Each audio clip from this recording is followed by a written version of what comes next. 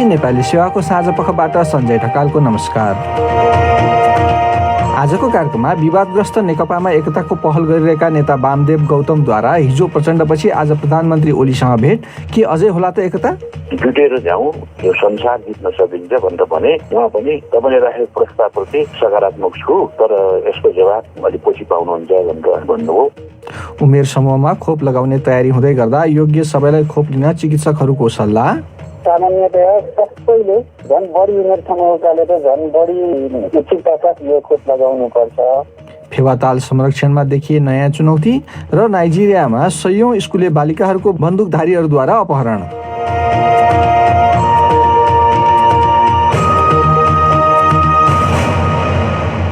सबभन्दा पहिला प्रमुख विश्व समाचार। शरद केसीबाट समाचार सुन्नुहोस्।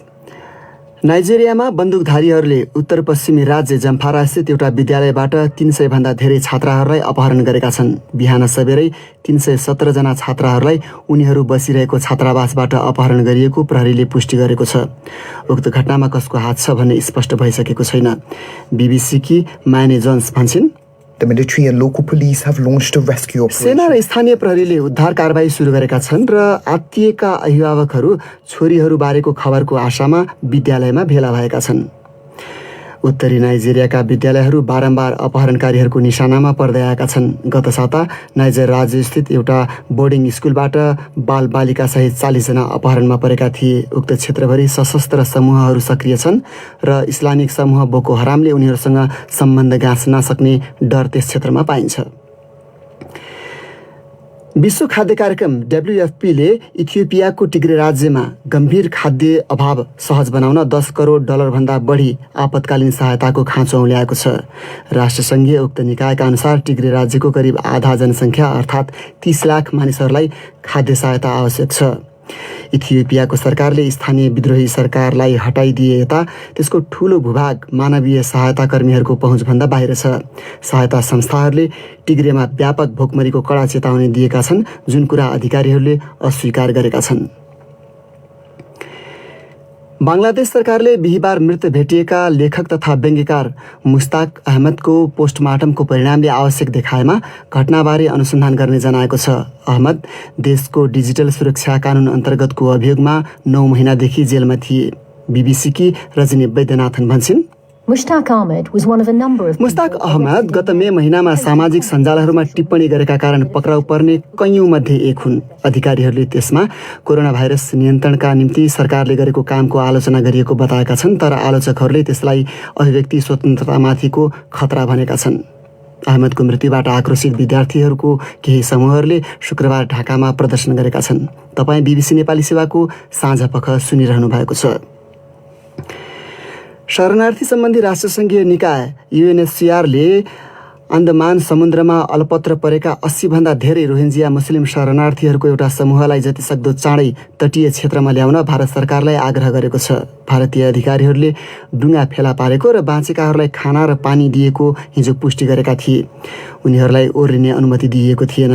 2 हप्ता अघि डुङ्गाले बङ्गलादेश छाडे यता त्यसमा सवार 8 जनाको मृत्यु भइसकेको छ। भारतीय अधिकारीहरूले शरणार्थीहरूबारे बङ्गलादेशसँग कुरा गरिरहेको जनाएका छन्। UNHCRका क्षेत्रीय प्रवक्ताले उनीहरूको उद्धारमा ढिलाइ हुन नहुने बताए। म्यानमारबाट 10 लाख भन्दा धेरै रोहिङ्जिया शरणार्थी भागेका थिए र उनीहरू बङ्गलादेशमा भिडभाडपूर्ण शिविरहरूमा बसिरहेका छन्। ब्रिटेनको सर्वोच्च अदालतले सिरियामा फँसेकी इस्लामिक स्टेट समूहकी एक समर्थकलाई उनको ब्रिटिस नागरिकता रद्द भएको विषयमा उनले चुनौती दिनका निम्ति ब्रिटेन आउन नसक्ने आदेश दिएको छ। आदेशले गत वर्ष एउटा पुनरावेदन अदालतको निर्णय उल्टाइदिएको हो। शमीमा बेगम 15 वर्षको छँदा लन्डन स्थित एउटा 2 जना स्कुले साथीहरूसँगै भागेकी थिइन्। उनका वकिलहरूले शरणार्थी शिविरमा बसेर उनले कानुनी चुनौती दिन नसक्ने दाबी गरेका छन्। लिबर्टी नामक अभियान समूहले उनलाई स्वदेश फर्किन नदिने निर्णयले खतरनाक नजिर स्थापित गर्ने बताएको छ र म्यानमारको सैनिक सरकारले गत नोभेम्बरको चुनावी नतिजा औपचारिक रूपमा रद्द गरिदिएको छ। उक्त चुनावमा नेत्री आङ सान सुचीको दलले ठूलो जित हासिल गरेको थियो। चुनावी परिणाम रद्द गरेको घोषणा निर्वाचन आयोगका नयाँ प्रमुखले दलहरूसँगको बैठकमा गरेका हुन्। सेनाले चुनावमा धाँधली भएको भन्दै शक्ति हातमा लिएको यसअघि नै बताइसकेको थियो, तर ती आरोप पुष्टि भएका छैनन्। सेनाको कुविरुद्ध प्रदर्शन जारी छ र याङ्गुनमा प्रहरी र प्रदर्शनकारीहरूबीच झडपहरू भएका छन्। यो बीबीसी नेपाली सेवा हो।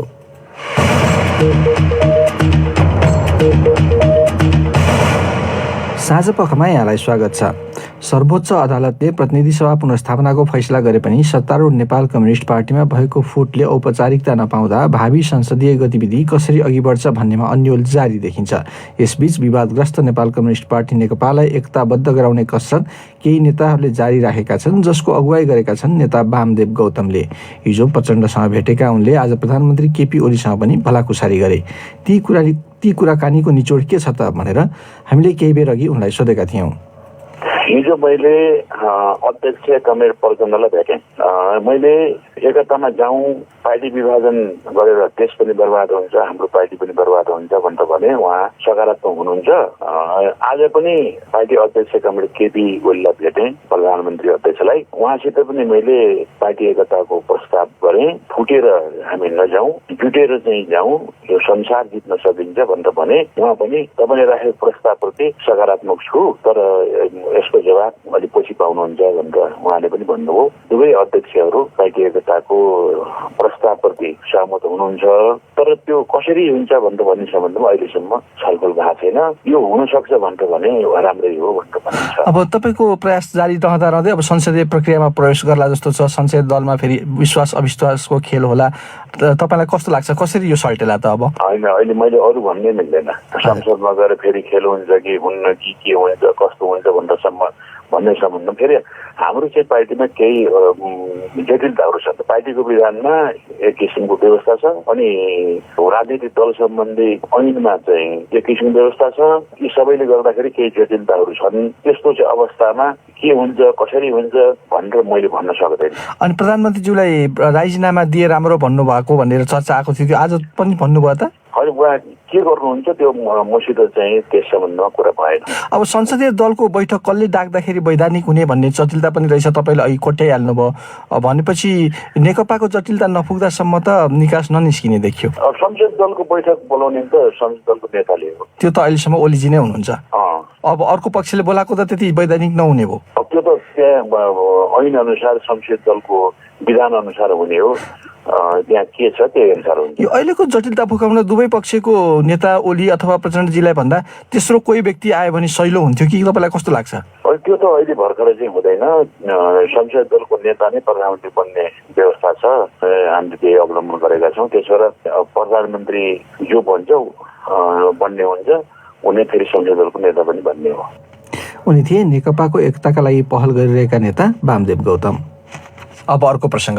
सरकारले फागुन 23 गतेदेखि सुरु हुने अर्को चरणको कोभिड खोप अभियानमा 55 वर्ष माथिका नागरिकहरूलाई खोप दिने तयारी गरिरहेको छ। तर बढी उमेर भएका र कुनै रोग वा दीर्घरोगको उपचार गराइरहेका व्यक्तिहरूले निर्धक्कसँग त्यस्तो खोप लगाउन मिल्ने हो वा होइन भन्ने विषयमा जिज्ञासाहरू उठ्ने गरेको छ।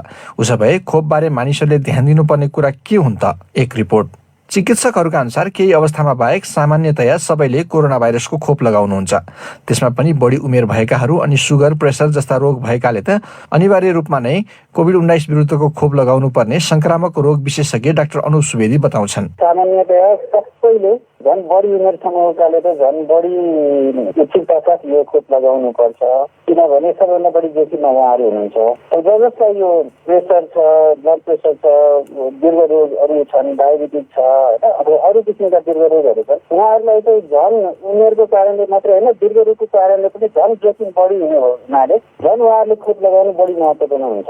खोप लगाउन नहुने थोरै मात्र समूह छन्, ती को हुन् त? फेरि डाक्टर सुवेदी। यो खोप कसले नलाउने भन्नेमा चाहिँ पनि थोरै मात्रै अवस्थामा यो खोप नलाउने भनेर हामी सुझाव दिन्छौँ। त्यो भनेको चाहिँ यो खोपका कम्पोजिन्टहरू, यो खोपमा हुने केही चिजहरू हुन्छन्, त्यो चिजसँग पहिला एलर्जी भएको छ भने यो खोप नलाउने, अथवा पहिलो डोजको खोप लगाएको छ र अनि त्यसपछि पहिलो डोजको खोप लगाएपछि चाहिँ एकदम नराम्रो रियाक्सन देखियो, त्यसमा पनि त्यो एकदम कडा खालको रियाक्सन जसलाई एनाफिलाक्सिस भनिन्छ, त्यस्तो देखियो भने दोस्रो डोज नलाउने भनेर भनिन्छ।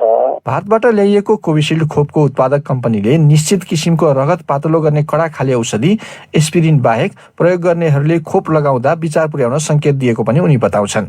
तर त्यस्ता औषधि सेवन गरिरहेकाहरूले अरू धेरै खोप लिँदा समस्या नभएको र नेपालमै पनि स्वास्थ्य कर्मी वा सरसफाई कर्मचारी कर्मचारीहरूले खोप लगाउँदा त्यस्तो कुनै प्रतिक्रिया उत्पन्न भएको नदेखिएको डाक्टर सुवेदीको भनाइ छ। यसबीच स्वास्थ्य मन्त्रालयका सहप्रवक्ता डाक्टर समीर कुमार अधिकारी खोप केन्द्रहरूमा सबैले निश्चित विवरण सहितको फारम भर्नुपर्ने व्यवस्था गरिने र खोप लिन आएकाहरूको स्वास्थ्य अवस्थाबारे अनिवार्य सोधपुछ गरिने बताएका छन्। हामीले खोप लगाउन जाँदाखेरि एउटा फर्म सबै व्यक्तिहरूले भर्नुपर्ने हुन्छ।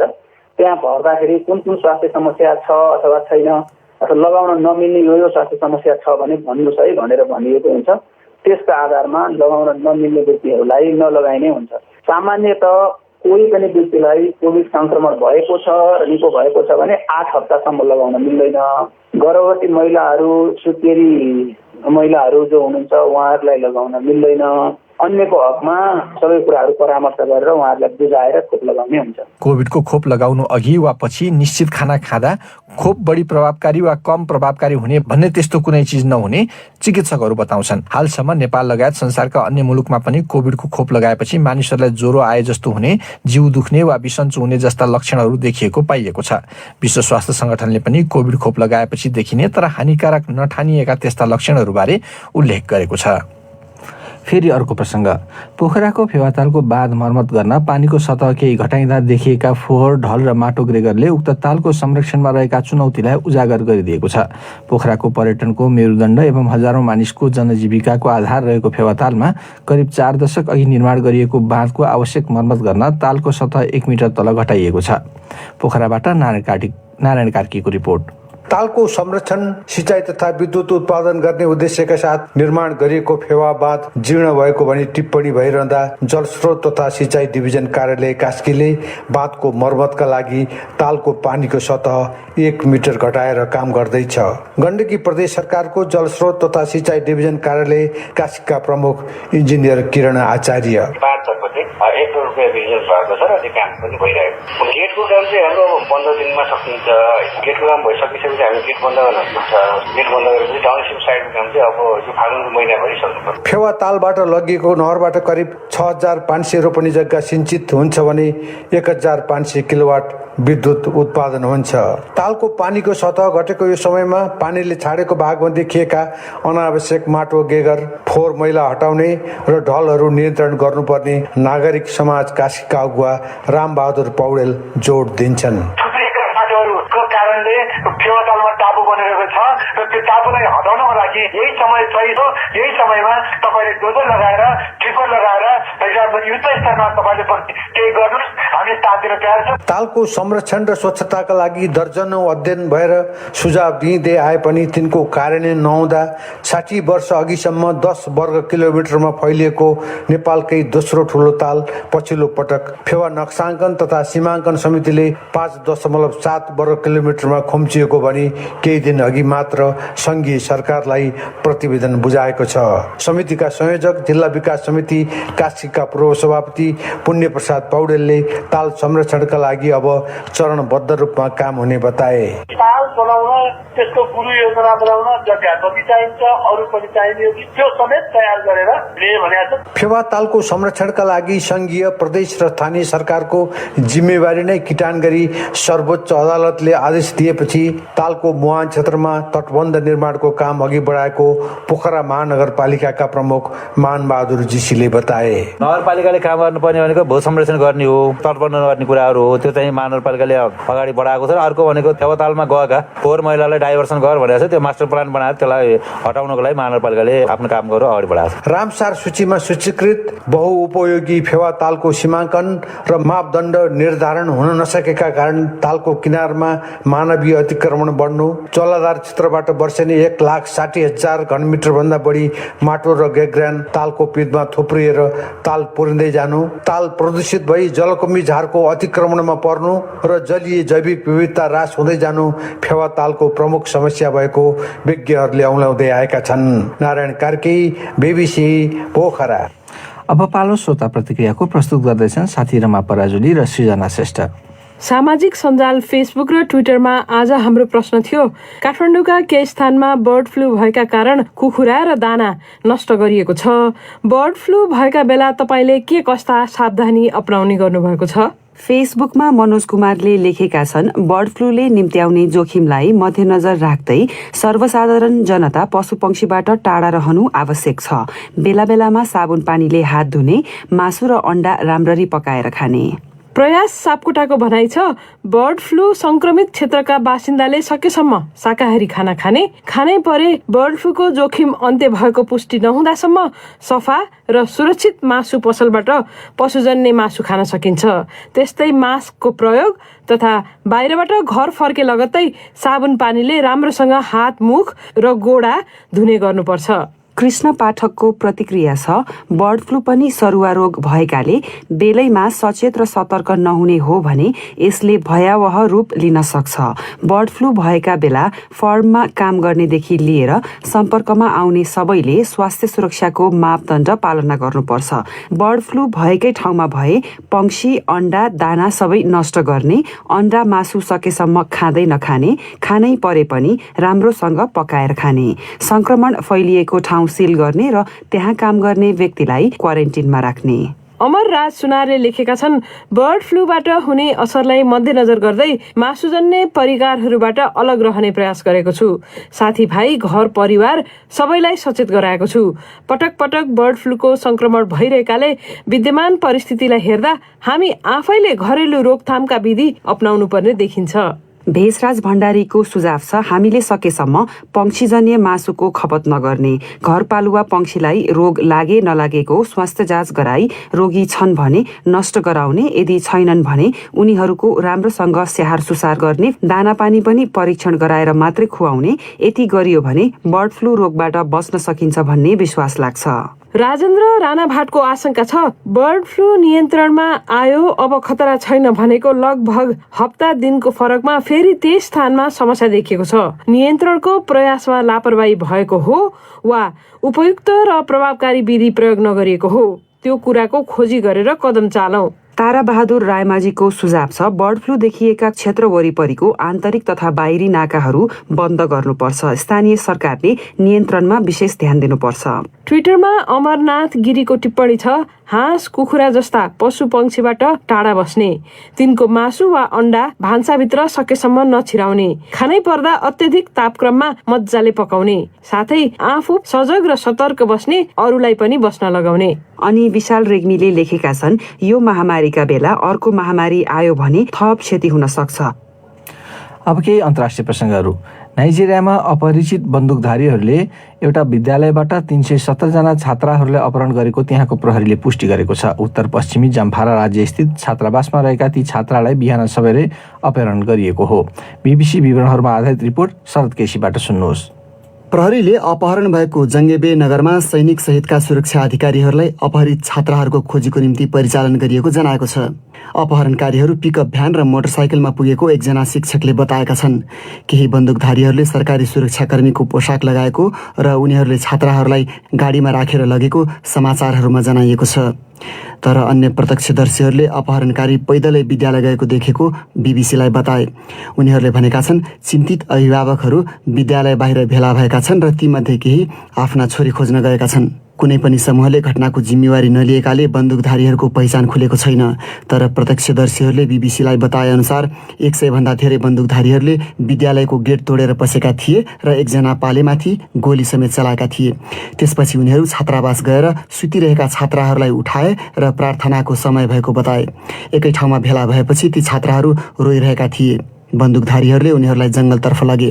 प्रत्यक्षदर्शीहरूका अनुसार जङ्गलतर्फ जाँदा उनीहरूले हावामा गोली चलाइरहेका थिए। राष्ट्रसङ्घीय बालकोषले नाइजेरियामा भएको विद्यार्थीहरूको अर्को सामूहिक अपहरण, क्रूर र बाल अधिकारको अवज्ञा भएको भन्दै उक्त घटना आक्रोशपूर्ण र दुःखद भएको टिप्पणी गरेको छ। त्यस क्षेत्रमा सशस्त्र समूह सक्रिय छन् र उनीहरूले पैसा असुल्न बालबालिकाहरूको अपहरण गर्ने गर्दछन्। गत हप्ता छिमेकको नाइजर राज्यस्थित कगारा भन्ने स्थानबाट 27 जना विद्यार्थीसहित 42 जना अपहरणमा परेका थिए। ती अझै मुक्त भएका छैनन्। गत डिसेम्बर महिनामा 300 भन्दा बढी केटाहरूलाई काट्सिना राज्यको कन्काराबाट बन्दुकधारीहरूले अपहरण गरेका थिए। वार्तापछि उनीहरू मुक्त गरिएका थिए। सन् 2014 मा इस्लामिक उग्रवादी समूह बोको हरामले उत्तर पूर्वको चिबोक नगरबाट 276 जना स्कुले बालिकाहरूलाई अपहरण गरेको घटनाले विश्वव्यापी चर्चा पाएको थियो, तर पछिल्ला घटनाहरूमा आपराधिक समूहहरूको हात रहेको आशंका गरिन्छ। पूर्वी सिरिया स्थित इरान समर्थित मिलिसियाले प्रयोग गरेका स्थलहरूमा हवाई आक्रमण गरेको अमेरिकी सेनाले जनाएको छ। बीबीसी विवरणहरूमा आधारित एक रिपोर्ट सुनौ बिन्ता दाहालबाट। जो बाइडेनले व्हाइट हाउसको कमान सम्हालेपछि गरिएको यो पहिलो सैन्य कारबाही हो। इराक स्थित अमेरिकी सैन्य अखडाहरूमा हालसालै इरान समर्थित मिलिसियाले गरेको हमलाको बदला स्वरूप उक्त हवाई आक्रमण गरिएको अमेरिकी रक्षा मन्त्री लोइड अस्टिनले बताएका छन्। राष्ट्रपति बाइडेनको प्रशासनले ती लडाकुहरूलाई सजाय दिन चाहेको, तर त्यस्तो कार्यले थप द्वन्द्व भने नफैलियोस् भन्ने पनि चाहेको संकेत अमेरिकी अधिकारीहरूले दिएका छन्। उक्त हमला त्यतिखेर भएको छ जतिखेर अमेरिकाले परमाणु सम्झौतालाई फेरि कार्यान्वयन गराउन इरानलाई वार्तामा फर्काउन खोजिरहेको छ। पछिल्लो हवाई हमलामा इरान समर्थित विद्रोही समूहहरूले सीमा क्षेत्रमा प्रयोग गरेका कैयन संरचनाहरू ध्वस्त भएको बताइएको छ। इराकमा अमेरिकी तथा गठबन्धनका कर्मचारीहरूमाथि यसअघि भएका हमलाको बदलामा ती कारबाही गरिएको बताइएको छ, जसमा परि यसै महिना एकजना गैर सैनिक ठेकेदार पनि मारिएका थिए। अर्बिलमा गरिएको रकेट हमलामा अमेरिकी सेनाका एक सदस्य तथा 5 जना ठेकेदारहरू पनि घाइते भएका थिए। यसअघि बगदाद स्थित अमेरिकी अखडाहरूमा पनि रकेट हमला भएका थिए। पेन्टागनले पछिल्लो आक्रमणलाई सन्तुलित सैन्य प्रतिक्रिया भनेको छ। अमेरिकाले उक्त आक्रमणबाट के कति क्षति पुग्यो भन्ने बताएको छैन, तर युके स्थित Syrian observatory for human rights भन्ने संस्थाले कम्तीमा 17 जना इरान समर्थित लडाकुहरू मारिएको जनाएको छ। सो संस्थाका रामी अब्दुल रहमानले एएफपी समाचार संस्थासँग कुरा गर्दै हमलामा अस्त्र बोकेका 3वटा लरी ध्वस्त भएको पनि बताए। अघिल्लो ट्रम्प प्रशासनले इरानसँगको बहुराष्ट्रिय परमाणु सम्झौताबाट अमेरिकालाई अलग्याइदिएको छ। बाइडेन प्रशासनले चाहिँ युरोपेली तथा अन्तर्राष्ट्रिय साझेदार देशहरूसँग मिलेर इरानसँग व्यवहार गरिने संकेत दिँदै आएको छ। अब देशभित्रकै केही प्रसङ्ग। कोरोना भाइरस महामारीका कारण थलिएको पर्यटन व्यवसाय घरेलु पर्यटकहरूका कारण बिस्तारै बामे सर्ने अवस्थामा पुगिरहेको व्यवसायीहरूले बताएका छन्। नेपालको एक अग्रणी पर्यटक गन्तव्य चितवनका पर्यटक होटलहरू गत 2 महिनादेखि सञ्चालनमा आए पनि विदेशी पर्यटकको अभावमा पूर्ण रूपमा चल्न भने सकेका छैनन्। सुनौ नारायणगढबाट ईश्वर जोशीको रिपोर्ट। चितवनमा होटलहरू सञ्चालनमा आए पनि विदेशी पर्यटकहरू आउन नसकेको चितवन सौराका होटल व्यवसायी अञ्जन पाण्डेले बताए। कोरोना अलिकति कम भएको जस्तो अनुभव भएर अलि नेपालीहरू चाहिँ केही मात्रामा चाहिँ चितवन चाहिँ आएको देखिन्छ। पहिलाको तुलनामा चाहिँ अहिले चाहिँ जो धेरै राम्रो छ। यो शुक्रबार शनिबार चाहिँ अब धेरै जसो होटलहरूमा चाहिँ नेपालीहरूको चाहिँ धेरै भिड नै देखिन्छ। विदेशी पर्यटकहरू चाहिँ धेरै शून्य मात्रामा छ। आन्तरिक पर्यटकबाट 20 देखि 25% चितवनका पर्यटकीय होटलहरूका कोठाहरू भरिने गरेको उनले बताए। आन्तरिक पर्यटक केही आए पनि होटल व्यवसायीको स्थिति अझै नाजुक नै रहेको क्षेत्रीय होटल संघ सौराकी सहसचिव विनिता चौधरीले बताइन्। स्थिति त नाजुकै छ। जति बेला अब कोरोना भन्दा अगाडि जति राम्रोसँग चलिरहेको थियो सबै कुराले पुरा थियो, अब त्यो त अहिले छँदै छैन, एकदमै कम छ। कहिले गेस्ट हुने कहिले नहुने त्यस्तो क्रम छ। कुनै दिन चाहिँ हुन्छ कुनै हुँदैन त्यस्तो चाहिँ छ। जहिलेसम्म बाहिरी गेस्टहरू पनि आउनुहुन्न त्यहिलेसम्म पूर्णता चाहिँ हुन गाह्रै छ। नेपालीको तुलनामा विदेशी पर्यटकको संख्या बढ्न नसकेको चितवन राष्ट्रिय निकुञ्जका सहायक वार्डेन तथा सूचना अधिकारी लोकेन्द्र अधिकारीले बताए। गत आर्थिक वर्षमा करिब 71,008 जना विदेशी पर्यटकहरूले निकुञ्ज घुमेको अवस्था थियो भने यो 77-78मा करिब 360 जनाले मात्रै निकुञ्ज घुमेको अवस्था छ। चितवनमा करिब 200वटा पर्यटकीय होटलहरू रहेका छन्। ईश्वर जोशी, बीबीसी, नारायणगढ। रौतहट जिल्ला नेपाली महिला फुटबल खेलाडी उत्पादन गर्ने केन्द्रको रूपमा चिनिन्छ। अहिले राष्ट्रिय टोलीमा रहेका अधिकांश खेलाडीहरू त्यहीँका हुन्। विभागीय क्लबहरूमा पनि रौतहटकै खेलाडीहरूको बाहुल्यता देखिन्छ। तर हालै सम्पन्न राष्ट्रिय महिला लिगमा चन्द्रपुर नगरपालिकाबाट खेलेका रौतहट 6औं स्थानमा सीमित हुन पुग्यो। टोलीले लिगमा राम्रो प्रदर्शन गर्न नसक्दा त्यसका प्रशिक्षक नुरराज काफले दुखी छन्, तर झण्डै आधा दर्जन खेलाडीलाई विभिन्न विभागले लिन इच्छा देखाएकोमा भने उनी खुसी छन्। यसै सन्दर्भमा हाम्रा साथी निरञ्जन राजवंशीले प्रशिक्षक नुरराज काफलेलाई यसपालि रौतहटका कति खेलाडीप्रति विभागीय टोलीहरूले इच्छा देखाए त भनी सोधेका थिए। अहिले आएको टिमबाट चाहिँ हाम्रो 5 जना खेलाडीहरू विभागतिर फर्म भइरहेको अवस्था छ। त्यसपछि त्यो 5 जना ठाउँमा चाहिँ अब गएर नयाँहरूलाई फेरि 5 जनालाई 1 वर्ष तयारीमा हामीले लाग्नुपर्छ। हामीले यिनीहरूलाई केही दिएर राख्न सक्दैन। उनीहरूको भविष्य भनेको यो पुलिस आर्मी सशस्त्र हो, त्यही भएर हामीले पठाउनै पर्ने हुन्छ र हामीले भनेको अब रिजल्ट पनि दिनुपर्छ कोच भइसकेपछि। तर त्योभन्दा पनि बढी चाहिँ हामीले खेलाडी उत्पादन गरेर केन्द्रमा विभागहरूलाई नै दिने मैले देखेको छु। अब अहिले हेर्दा पनि एफएफ र आर्मी टिममा पनि चाहिँ म्याक्सिमम रौतहटको खेलाडीहरू खेलिरहेको मैले देखिरहेको छु। किनभने दुईटा टिममा गर्दा 10-12 जना यी छन्। एउटा हिसाबले नगरपालिकाको टोली चाहिँ कमजोर भयो, तर वर्षेनी राष्ट्रिय स्तरमा खेल्ने खेलाडीहरू त उत्पादन गर्न सक्यो नि त। हामी दिनरात त्यसैको लागि लागिरहेको छौँ होइन। अहिले पनि रौतहट जिल्लामा चाहिँ केही नभए 70 देखि 75 जनाहरू छन्। त्यसमा चाहिँ हाम्रो 3 डिभाइड छ। एउटा तल्लो भर्खर आएको ग्रासरुट लेभल छ, एउटा चाहिँ मिडियम लेभल छ, अब एउटा चाहिँ म्याच खेल्ने तयारीको लेभल छ। त्यसले गर्दाखेरि चाहिँ अब खेलाडीहरू त आउनु नै राम्रो जस्तो लाग्छ मलाई। खेलाडीहरू चाहिँ तपाईँहरूले कसरी उत्पादन गर्नुहुन्छ, कसरी खेलाडी खोज्नुहुन्छ, कहाँबाट आउँछ रौतहटमा यति राम्रो खेलाडीहरू? खोज्ने भन्दा पनि खेलाडीहरू यस्तो भइसक्यो, रौतहट जिल्ला चाहिँ आफै फिल्ड खोजेर आउने भइसक्यो र यहाँनिर अभिभावकहरूले पनि छोरीहरूलाई फुटबल खेलाउनु पर्छ भन्ने एउटा बेसै बनिसक्यो। किन गर्दा भने चाहिँ पहिले अनुलामादेखि लिएर होइन सबै खेलाडीहरू आएर चाहिँ उनीहरूले खेलेको देखेर त्यो चिजले गर्दा चाहिँ छोरी मान्छेहरू खेलाउनु पर्छ भन्ने चाहिँ अभिभावकबाटै त्यो चिज आएको हुनाले चाहिँ हामीलाई सजिलो भएको हो। बुवा आमाहरूले आफ्नो छोरीहरूलाई यसरी मैदानसम्म ल्याउनुको कारण चाहिँ के हो? छोरीहरू पनि खेलेर पनि बाँच्न सक्ने आधार छ। 3टा विभागै भयो भने पनि राम्रो मेरो छोरीले खेल्दै भने होइन जागिर खान पाउँछ, अनि अर्को कुरो राष्ट्रिय टिमबाट खेल्न पाउँछ। र म्याक्सिमम प्लेयरहरू चाहिँ अब भनौँ न अस्तिकै बनाइन गएको टिममा 15 जना रौतहटको गएको थिए। त्यो सबै चिजहरू सुन्दा गर्दा मेरो छोरीहरू पनि देश विदेश घुम्न पाउँछ। त्यो सबै चिजले गर्दाखेरि चाहिँ बुवा आमा एक्साइटेड हुनुभयो जस्तो मलाई लाग्छ। अनि तिनीहरूलाई राम्रो खेलाडी बनाउनको लागि चाहिँ प्रशिक्षण चाहिँ कसरी दिइरहेछ, कसरी दिइरहेछ? अब यसमा काम गर्ने भने त फुटबलसँगै हो र नगरपालिकाले पनि अब वडालाई बजेट दिएको हुन्छ। जुन फिल्ड चाहिँ हाम्रो वडामा छ त्यहाँबाट चाहिँ हामीलाई सालमा केही खेल सामग्रीहरू खेलाडीहरूलाई हामीलाई उपलब्ध हुन्छ। भनेको रौतहट जिल्ला फुटबल सङ्घले गर्छ? हजुर, रौतहट जिल्ला फुटबल सङ्घै हो। अलिकति खल्लो लागेन रौतहट त्यस्तो नाम चलेको टिम चाहिँ 6 ठाउँमा अन्तिमबाट दोस्रो हुँदाखेरि? भनौँ न अहिले म्याक्सिमम नयाँ खेलाडी पहिलो ताल टुर्नामेन्ट खेल्ने सेटमा खेलाउनु पर्ने अवस्था भएको छ हाम्रो। त्यसले गर्दा अभियसली खल्लो त भइ नै हाल्छ, तर अब त्यो हारलाई नै अब एउटा चाहिँ जितको एउटा बाटो सम्झेर चाहिँ हामीले हिँड्नुपर्छ। तपाईँ पूर्व राष्ट्रिय खेलाडी पनि, यो लिगमा तपाईँले के राम्रो कुरा देख्नुभयो? सबभन्दा पहिले त लेडी टिमको खेल्ने शैली नै चेन्ज भइसकेको छ। पहिले ऱ्यान्डमली फुटबल हुन्थ्यो, बल आए डाङ्गा हान्दिने जस्तो हुन्थ्यो। अहिले चाहिँ अब खेल्ने तरिका, मुभमेन्टहरू होइन, अब स्कोरिङहरू पनि एकदमै राम्रो होइन, गोलकिपरको टाइमिङहरू बाहिर निस्किनेहरू सबै चिजहरू चाहिँ एउटा जेन्स जतिको आइसकेको छ। अर्को कुरो डबल लिग हुनु नै सबभन्दा राम्रो पक्ष मलाई लाग्यो। अब के महिला लिग पनि व्यावसायिकतातिर अगाडि बढ्न सक्ने देख्नुहुन्छ तपाईँ? एकदम। किन भन्नुहुन्छ भने अब क्लब लाइसेन्सिङको प्रक्रियामा छ। ए डिभिजन क्लबहरूले पनि लाइसेन्स लिने हो भने महिला खेलाडीहरू पनि ए डिभिजनको हुनै पर्छ। त्यो भएपछि प्रोफेसनल स्टार्ट चाहिँ अहिले 3टा विभागले मात्र गरिरहेछ भने अब भोलिको दिनमा ए डिभिजन अरू बाँकी क्लबहरूले पनि यो गर्छ भन्ने चाहिँ मलाई लागेको छ। अब महिला फुटबल पनि अझ व्यावसायिक हुन सक्छ र लगानी यसमा बढ्न सक्छ। सबभन्दा पहिले त अब नगरपालिकाहरूले नै अब लगानीमा हात हाल्नुपर्छ। त्यसपछि यस्तै गेमहरू चाहिँ कन्टिन्यू हुनुपर्छ, अनि अझ युथ लेभलको टुर्नामेन्टहरू पनि हुनुपर्छ जिल्लाहरूको। र लिग र प्रधान सेनापति कप बाहेक महिला टिमले हतपत कुनै टुर्नामेन्टहरू पनि खेलेको अवस्था छैन। त्यसैले यो महिला टिम चाहिँ मफसल फुटबलहरू पनि हुनुपर्छ जस्तो मलाई लाग्छ। उनी थिए प्रशिक्षक नुरराज काफ्ले निरञ्जन राजवंशीसँग कुरा गर्दै। अब अन्त्यमा प्रमुख विश्व समाचार संक्षेपमा। कार्बन उत्सर्जनको योजनाबारेको एउटा विश्वव्यापी मूल्याङ्कनले उक्त योजना विश्वको तापक्रम वृद्धि खतरनाक तहमा पुग्न नदिन अपर्याप्त रहेको देखाएको छ। नाइजेरियामा बन्दुकधारीहरूले उत्तर पश्चिमी राज्य जम्फारा स्थित एउटा विद्यालयबाट 300 भन्दा धेरै छात्राहरूलाई अपहरण गरेका छन्।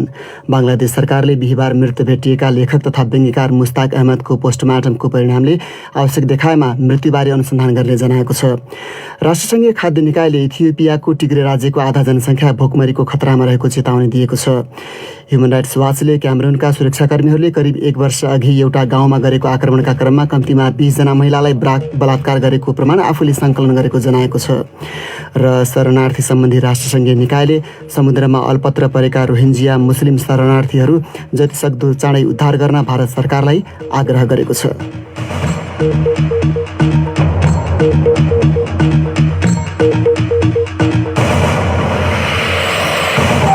हस्त यसका साथै BBC नेपाली सेवाको साँझ पख यही सकिन्छ।